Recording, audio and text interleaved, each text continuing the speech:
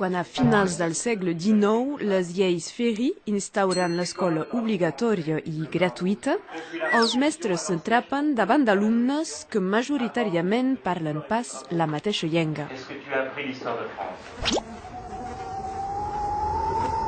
És que les instruccions que han rebut són clares. A l'escola sols és tolerat el francès. Així, en funció de la seva imaginació, del grau de zel o de sadisme, van castigant generacions de mainatges que fan ús a classe de la seva llengua materna, aquí, el català.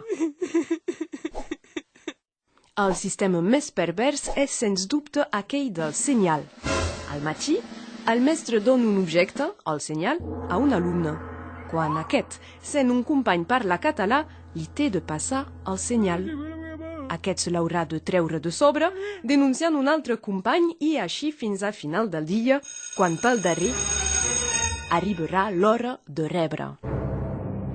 Així, durant un segle, el conjunt de la població va anar aprenent francès i arraconant el seu parlar tan problemàtic, de què provocar algun trauma fa.